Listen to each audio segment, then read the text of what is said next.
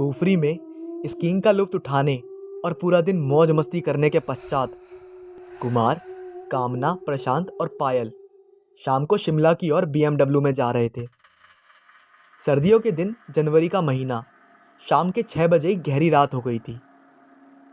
गोल घुमावदार रास्तों में अंधकार को चीरते पेड़ों के झुरमुट के बीच कार निकलती जा रही थी। सैलानी इस समय सड़कों पर कार चलाते नजर आ रहे थे। टूरिस्ट टैक्सियां भी वापस शिमला जा रही थी। कुफरी की ओर इक्का दुक्का कारें नजर आ रही थी। बातों के बीच चारों शिमला की ओर बढ़े जा रहे थे। लगभग आधा घंटा सफर कट गया था। कार स्टीरियो की तेज आवाज में हंसी ठिठोली करते हुए सफर का आनंद उठाते हुए समय का पता ही नहीं चल रहा था। झटके मारते हुए कार क्यों चला रहे हो? प्रशांत ने झटकती हुई कार में झूलते हुए कुमार से पूछा। प्रशांत भाई, मैं तो कार ठीक चला रहा हूँ, मालूम नहीं है अचानक से झटके क्यों खा रही है। कुमार ने झटके खाती कार को संभालते हुए कहा। कार को थोड़ा साइड करके देख लेते हैं, हो सकता है कि डीजल में कचरा आ गया हो। थोड़ी रेस देकर देखता हूँ कि कार रिदम में आ जाए। कुमार ने क्लच दबाते हुए कार का एक्सीलेटर दबाया, लेकिन कोई खास कामयाबी नहीं मिली। कार झटके खाती हुई रुक गई। अब क्या करें? चारों के मुख से एक साथ निकला। सभी सोचने लगे कि काली रात के साये में कुछ भी नजर नहीं आ रहा था। सोने पे सुहागा तो धुंध ने कर दी थी। धीरे धीरे धुंध बढ़ती रही थी। ठंडक भी धीमे धीमे बढ़ रही थी।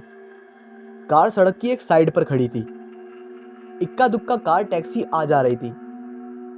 प्रशांत, बाहर निकलकर मदद मांगनी पड़ेगी यार, कार में बैठे रहने से कुछ नहीं होगा। कार तो हम चारों को ही चलानी है, लेकिन कार के मैकेनिक गिरी में चारों फेल है यार। शायद कोई कार या टैक्सी से कोई मदद मिल जाए। ये कहकर कुमार कार से बाहर निकला। एक ठंडी हवा के तेज झोंके ने उनका स्वागत किया। शरीर में झुरझुरी सी फैल गई। प्रशांत भी कार से बाहर निकला। पायल और कामना कार के अंदर बैठे रहे। ठंड बहुत अधिक थी। दिल्ली निवासियों कुमार और प्रशांत की झुरझुरी निकल रही थी। दोनों की हालत दयनीय होने लगी। थोड़ी देर खड़े रहे तो यार कुल्फी बन जाएगी हमारी, कुमार ने प्रशांत से कहा। ठीक कह रहे हो, लेकिन कर भी क्या सकते हैं, प्रशांत ने जैकेट की टोपी को ठीक करते हुए कहा। लिफ्ट मांगकर शिमला चलते हैं, कार को यहीं छोड़ते हैं, सुबह शिमला से मैकेनिक ले आएंगे, कुमार ने सलाह दी। ठीक कहते हो। रात का समय था। गाड़ियों की आवाजाही एकदम कम थी। काफ़ी देर बाद एक कार आई। उनको कार के बारे में कुछ नहीं मालूम था। वैसे भी कार में 5 सवारियां थीं। कोई मदद नहीं मिली। 2-3 कारें और आईं, लेकिन सभी में पूरी सवारियां थीं। कोई लिफ्ट ना दे सका। अंत में एक टैक्सी रोकी। ड्राइवर ने कहा, जनाब, मारुति होंडा टोयोटा की कार होती तो मैं देख लेता, ये तो बीएमडब्ल्यू है, मेरे बस की बात नहीं है। एक काम कर सकते हो, टैक्सी में एक सीट खाली है। पति पत्नी कुफरी से लौटकर शिमला जा रहे हैं। उनसे पूछा तो एक बैठकर शिमला तक पहुंच जाओगे। वहां से मैकेनिक लेकर ठीक करवा सकते हो। टैक्सी में बैठे पति पत्नी ने इजाजत दे दी। कुमार टैक्सी में बैठकर शिमला की ओर रवाना हुआ।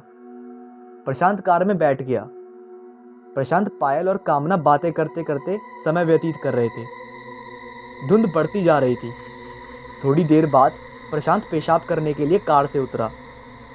कामना, पायल कार में बैठे बैठे बोर हो गई थी। मौसम का लुत्फ उठाने के लिए दोनों बाहर कार से उतरी।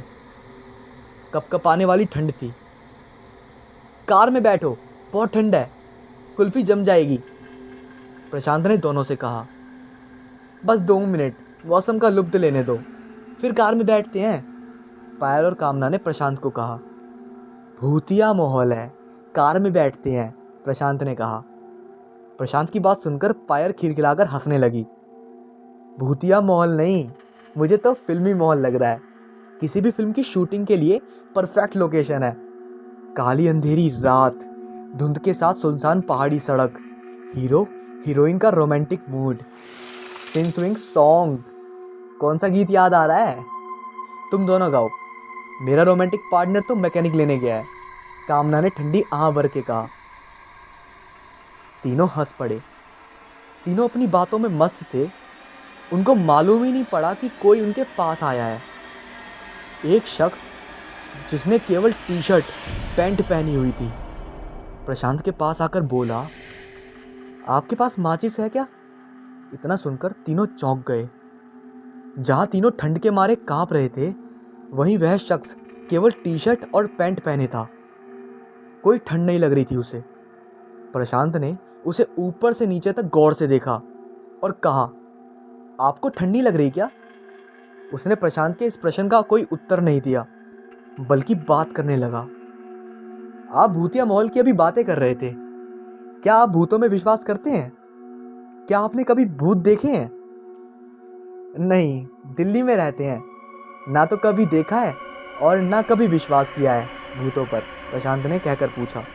क्या आप विश्वास करते हैं? हम पहाड़ी आदमी हैं।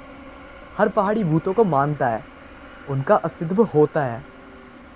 उस शख्स की भूतों की बातें सुनकर कामना और पायल से रहा नहीं गया। उनकी उत्सुकता और बढ़ गई।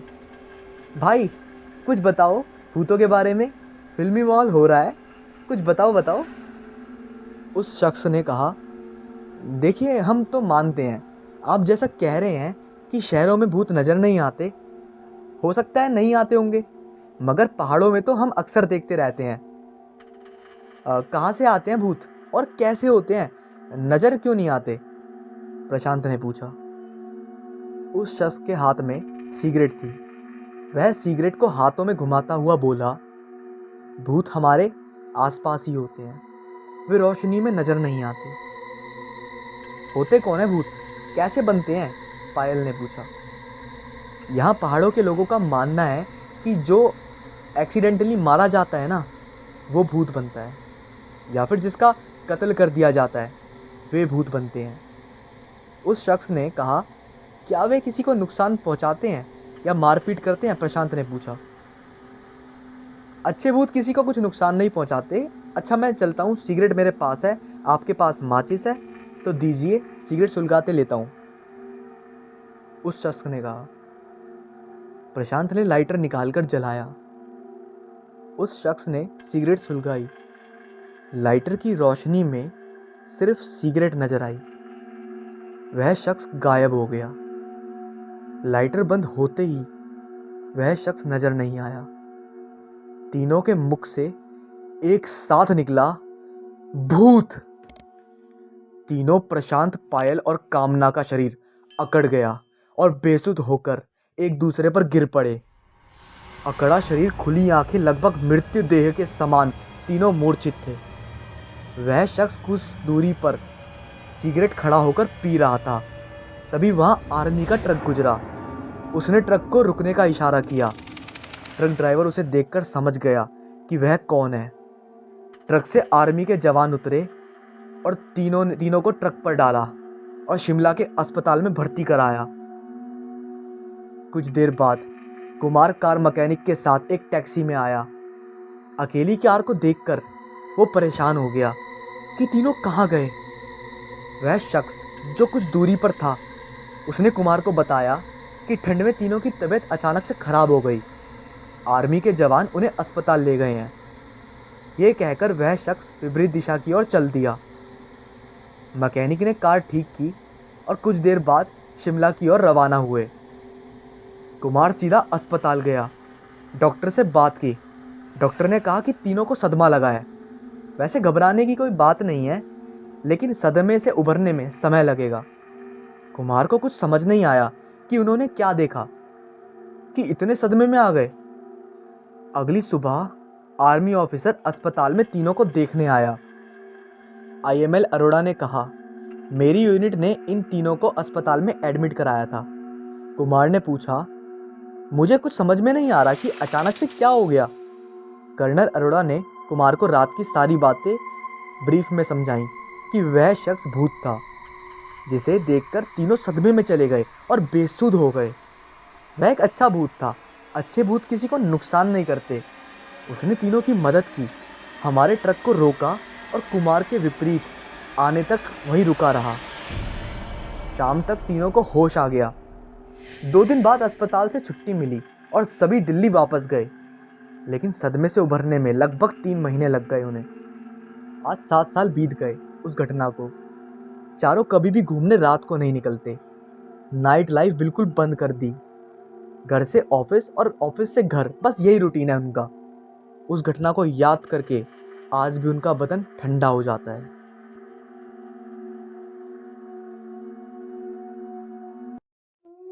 कहते हैं कि देने वाला जब भी देता है छप्पर फाड़ के देता है, पर ये जो देने वाला है वह ईश्वर की ओर इशारा कर रहा है। पर आपको पता है क्या कि अगर कोई भूत भी अति प्रसन्न हो जाए तो वह भी मालदार बना देता है। जी हाँ, हम आज बात कर रहे हैं एक ऐसे भूत की जिसने एक घूम घूम कर मूंगफली और गुड़ धनिया यानी चावल के भूजे से बना एक बहुत छोटा छोटा लड्डू के आकार की खाने की वस्तु बेचने वाले पर इतना प्रसन्न हुआ कि उसे मालदार बना दिया। आखिर क्यों और कैसे, आइए इस कहानी को आगे बढ़ाते हैं ताकि इन रहस्यों पर से पर्दा उठ सके। हाँ, एक बात और, इस कहानी को आगे बढ़ाने के पहले मैं आप लोगों को बता दूं कि इस कहानी में कितनी सत्यता है। यह कहानी मैं नहीं कह सकता, क्योंकि ये कहानी मेरे को मेरे गांव में सुनने को मिली थी और इसकी गवाही हमारे गांव की जनता देती है। लेकिन वो भी अगर इस कहानी की गवाही दें तो ये भी 70 से 80 साल पुरानी होगी। चलिए अब कहानी को स्टार्ट करते हैं। पहले गांव में कुछ बनिया फेरी करने आते थे। आज भी आते हैं पर कम मात्रा में।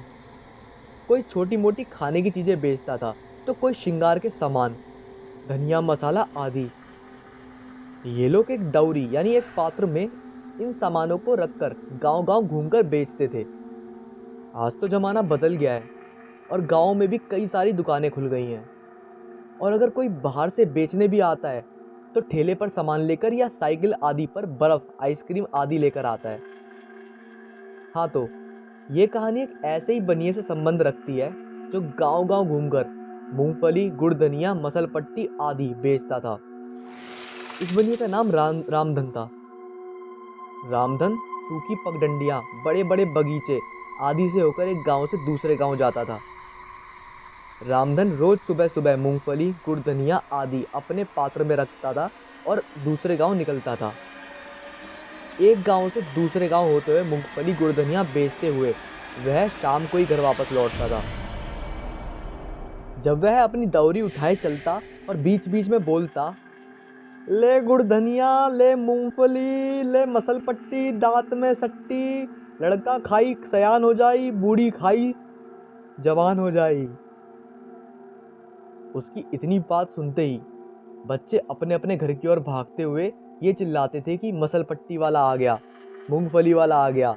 और इसके साथ ही वे अपने घर में घुसकर छोटी छोटी डालियाँ या फाड़ आदि में धान गेहूँ आदि लेकर आते थे और मूंगफली गुड़ धनिया आदि खरीदकर घर घर जाते थे। एक दिन की बात है, गर्मी का मौसम था और दोपहर का समय था। लू इतनी तेज चल रही थी कि लोग अपने घरों में ही दुबके थे। इस समय रामधन अपने सिर पर दौरी उठाए हमारे गांव के पास के गांव में खेतों से होकर चल रहा था। कहीं कहीं तो इन मेड़ों के दोनों तरफ 2-2 बीघा केवल गन्ने के ही खेत रहते थे और अकेले इन मेड़ों से गुजरने में बहुत डर लगता था। कमजोर दिल वाला आदमी होता तो कब का मर चुका होता, लेकिन रामधन बहादुर था, इसलिए शायद उसे कुछ फर्क नहीं पड़ रहा था। हमारे गांव से वह पास के जिस गांव में जा रहा था उसकी दूरी लगभग 1 कोस यानी 3 किलोमीटर थी और बीच में एक बड़ी बारी यानी बगीचा था। ये बारी इतनी घनी थी कि दोपहर में भी इसमें अंधेरा जैसा माहौल रहता था। इस बगीचे में आम के पेड़ों की अधिकता थी, पर इस बारी के बीच में एक बरगद का पेड़ था। रामधन इस बगीचे में पहुंचकर अपनी दौरी को उतारकर एक पेड़ के नीचे रख दिया और सोचा कि थोड़ा सुस्ताने यानी आराम कर लेता हूँ, फिर बाद में आगे बढ़ जाऊँगा। वह वहीं एक पेड़ की थोड़ी ऊपर उठी जड़ को अपना तकिया बनाया उसने और अपने गमछे को बिछाकर आराम से सो गया। उसको पता ही नहीं चला कि कब उसकी आंखें लग गई। अचानक उसे लगा कि बगीचे में कहीं बहुत तेज आंधी आ रही है और डालियां हिल रही हैं। डालियों के टकराने के शोर की वजह से वह आधी नींद में ही उठ गया और वह उठकर बैठ गया और डालियों की टकराहट वाली दिशा में देखने लगा। अरे हाँ, वह जहाँ सोया था वहां से कुछ ही दूरी पर दो पेड़ की डालियां बहुत तेजी से नीचे ऊपर हो रही थी और कभी कभी इन डालियों के आपस में टकराहट से बहुत डरावनी आवाज भी होती थी। अगर कमजोर दिल वाला आदमी होता तो अकेले में ये सब देखकर उसका दिल मुंह में आ जाता, पर रामधन को तो ये आदत हो गई थी। वह मन ही मन सोचा कि शायद भूत आपस में झगड़ा कर रहे होंगे या कुछ खेल रहे होंगे। वह डरने वालों में से तो नहीं था। वह वहीं लेटे लेटे इन भूतों की लड़ाई देखने लगा और आनंद लेने लगा, पर उसे कोई भूत दिखाई नहीं दे रहा था। बस ये हवा की उन पेड़ों की आवाज़ सुनाई दे रही थी और डरावनी आवाज़ें हो रही थी। रामधन के लिए भूतों की लड़ाई एक खेल आम बात थी। उसे बराबर सुनसान रास्तों, झाड़ियों, घने घने बगीचों आदि से होकर अकेले जाना पड़ता था। अगर वह डरने लगे तो उसका धंधा चौपट हो जाए। उसका पाला बहुत बार भूत, प्रेत, चुड़ैलों आदियों से पड़ चुका था, पर किसी ने उसका कुछ नहीं बिगाड़ा था। वह अपने आप को बहुत बहादुर समझता था और इन भूत प्रेतों को आम इंसान से ज्यादा तवज्जो नहीं देता था। रामधन ने लेटे लेटे अचानक देखा कि एक बड़ा ही भयंकर और विशालकाय प्रेत इस पेड़ से उस पेड़ पर क्रोधित होकर कूद रहा है और इसी कारण से उन दोनों पेड़ की डालियां बहुत वेग से चर्र मर की आवाज करते हुए नीचे ऊपर हो रही थी। रामधन को और कुतूहल हुआ और अब वह और सतर्क होकर उस भूत को देखने लगा। अरे रामधन को लगा कि अभी तो ये प्रेत अकेले था, अब ये दूसरा कहाँ से आ गया। अच्छा, तो ये बात है। अब रामधन को समझ में आ गया कि दरअसल बात ये थी कि यहाँ भूतों का खेल नहीं बल्कि भयंकर झगड़ा चल रहा था। वह बड़ा भूत उस दूसरे भूत को पकड़ने की कोशिश कर रहा था पर कामयाब नहीं हो रहा था और इसी गुस्से में डालियों को भी तोड़ मरोड़ कर रहा था। अरे अब रामधन था, उसे मजा आ रहा था, मतलब ये सब देखने में, क्योंकि भूतों की संख्या बढ़ती जा रही थी। अभी तक जो ये भूत अदृश्य थे अब एक एक करके दृश्य होते जा रहे थे और रामधन के लिए सबसे बड़ी बात ये थी कि आज तक उसका पाला जितने भूत प्रेत चुड़ैलों आदि से पड़ा था उनमें काफ़ी समानता थी, पर आज जो भूत एक एक कर प्रकट हो रहे थे उनमें काफ़ी असमानता थी। वे एक से बढ़कर एक विकराल थे। किसी किसी की सूरत तो बहुत ही डरावनी थी। रामधन को ऐसी भूतनी भी दिखी जिसको 2 सिर और 3 पैर थे। उसके नाक नहीं थे और उसकी आंख भी नहीं थी और वह भी मुंह के नीचे। रामधन अब बैठ चुका था और अब भूतों के लड़ने की प्रक्रिया भी बहुत तेज हो चुकी थी। भूत एक दूसरे के जान के प्यासे हो गए थे। इन भूतों की लड़ाई में कई डालियां भी टूट चुकी थी और उस बगीचे में बवंडर उठ गया था। अंत में रामधन ने देखा कि एक विकराल बड़े भूत ने एक कमजोर भूत को पकड़ लिया है और बेतहासा उसे मारे जा रहा है। अब धीरे धीरे करके भूत अदृश्य भी होते जा रहे थे। अब वहाँ वही केवल 3 टांग वाली भूतनी और वो भयंकर विकराल भूत बचा हुआ था। अब रामधन भी उठा क्योंकि इन भूतों की लड़ाई में लगभग 1 घंटे निकल चुके थे। रामधन ने ज्यों ही अपनी दौरी उठाना चाहा वह उठ ही नहीं पा रहा था। रामधन को लगा कि अचानक ये दौरी इतनी भारी क्यों हो गई। उसने दोबारा कोशिश की और फिर तिबारा, पर दौरी उठी नहीं। वह पसीने से पूरा नहा गया और किसी अनिष्ठा की आकांक्षा से कांप गया। उसने मन ही मन हनुमान जी का नाम लिया, पर आज उसे क्या हो गया वह समझ ही नहीं पा रहा था। आज तक तो वह कभी डरा ही नहीं था, पर आज उसे डर सताने लगा था। उसके पूरे शरीर में कपकपनी सी छूट गई थी और उसके सारे तौर पैतरे एकदम खड़े हो गए थे। अचानक उसे उस बगीचे में किसी के चलने की आवाज़ सुनाई दी। ऐसा लग रहा था कि कोई मदसत हाथी की चाल से उसके तरफ बढ़े जा रहा है। रामधन को कुछ दिखा नहीं, लेकिन बस उसे आवाज़ सुनाई दे रही थी। ऐसा लग रहा था कि कोई उसकी ओर तेजी से बढ़ा आ रहा है। उसके पैरों के नीचे आकर सूखी पत्तियां चरमर कर रही थी। अब रामधन ने थोड़ी हिम्मत से काम लिया और भागना उचित नहीं समझा। उसने मन ही मन सोचा कि आज जो कुछ भी हो जाए, पर यहाँ से भागूंगा नहीं। अचानक उस दैत्याकार अदृश्य प्राणी के चलने की आवाज थम गई। अब रामधन थोड़ा और हिम्मत करके चिल्लाया, कौन है? कौन है? जो कोई भी है, सामने आ जाओ। अब सब कुछ स्पष्ट था, क्योंकि एक विकराल भूत, शायद यह वही था जो दूसरे भूतों को मार रहा था, रामधन के पास दृश्य हुआ, पर एकदम शांत भाव से। अब वह गुस्से में नहीं था। रामधन ने थूक घोटकर कहा, कौन हो तुम और क्या चाहते हो? क्यों मुझे परेशान कर रहे हो? मैं डरता नहीं। वह विकराल भूत बोला, डरो मत, मैं तुम्हें डराने नहीं आया हूँ, मैं यहाँ का राजा हूँ और मेरे रहते किसी के डरने की आवश्यकता नहीं है। अगर कोई डराने की कोशिश करेगा तो वहीं हशर करूँगा जो उस कलमुही का करा था। अब रामधन का डर थोड़ा कम हुआ और उसने उस भूत से पूछा, क्या किया था उस कलमुही भूत ने? वह विकराल भूत हंसा और कहा, वह कलमुही काफ़ी दिनों से इस ललमुनिया यानी 3 टंगरी को सता रहा था। मैंने उसे कई बार चेतावनी दी पर समझा ही नहीं, और हद तो तब हुई जब उसने कुछ भूत प्रेतों को एकत्र कर कर मुझ पे ही हमला कर दिया। सबको मारा मैंने और दौड़ा दौड़ा कर मारा। रामधन ने अपनी जान बचाने के लिए उस भूत की चमचागिरी में उसकी प्रशंसा करी और बोला, तो क्या अब मैं जाऊं? उसने कहा, हाँ जाओ, पर जाते जाते कुछ खिला तो दो, बहुत भूख लगी है और मैं थक भी गया हूँ। उस विकराल भूत ने कहा। रामधन ने उस भूत से अपना पीछा छुड़ाने के लिए थोड़ा गुड़ धनिया निकालकर उसे दे दिया। गुड़ धनिया खाते ही वह भूत रामधन से विनीत भाव में बोला कि थोड़ा और दो ना, बहुत ही अच्छा है, मैं भी बचपन में बहुत गुड़ धनिया खाता था। रामधन ने कहा कि नहीं नहीं, अब नहीं मिलेगा, सब तू ही खा जाएगा तो मैं बेचूंगा क्या? भूत ने कहा कि बोलो कितना हुआ, मैं ही खरीद लेता हूँ। रामधन को अब थोड़ा लालच आ गया। उसने सुन रखा था कि भूत प्रेतों के पास काफ़ी संपत्ति होती है और अगर वो किसी पर प्रसन्न हो जाए तो माला माल कर देते हैं। अब रामधन ने दौरी में से थोड़ा और गुड़ धनिया निकाला। उस भूत को देते हुए उसने बोला कि अब पैसे दो और ये दौरी तुम्हारी हुई। भूत ने उसके हाथ से गुड़ धनिया ले लिया और खाते खाते बोला कि मेरे पीछे पीछे आओ। अब तो रामधन एकदम निडर था, अपनी दौरी को उठाया और उस भूत के पीछे पीछे चल दिया। वह भूत रामधन को लेकर उस बगीचे में एकदम उत्तर की ओर पहुंचा। यह उस बगीचे का एकदम उत्तर की ओर छोर था। इस उत्तरी छोर पर एक जगह एक थोड़ा उठा हुआ टीला था। वहीं पास में मूंज आदि और एक छोटा नीम का पेड़ था।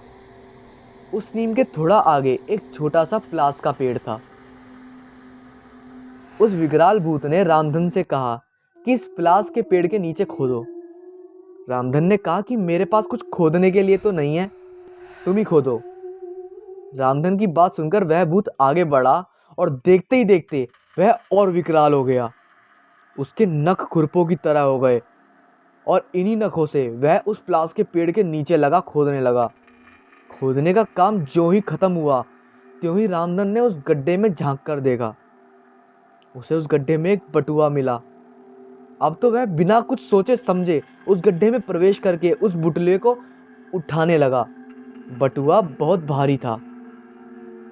उसने बटुले के मुख पर जो कि ढक्कन हटाया, उसकी आंखें फटी की फटी रह गईं, क्योंकि बुटले में पुराने चांदी के सिक्के थे।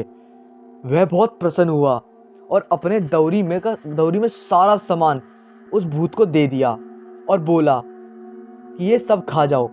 भूत खाने पर टूट गया और इधर रामधन ने उस बटुले का सारा माल अपने दौरी में रखा और उसे ढककर तेजी से अपने गांव की ओर चल पड़ा। गांव में पहुंचने के एक ही हफ्ते बाद ऐसा लगा कि रामधन की लॉटरी लग गई हो। उसने अपने मड़ई के स्थान पर लिंटर बनवाना शुरू किया और धीरे धीरे करके मूंगफली और गुड़धनिया बेचना बंद कर दिया। सही कहा गया है कि देने वाला भूत जी जब भी देते हैं छप्पर फाड़ कर देते हैं।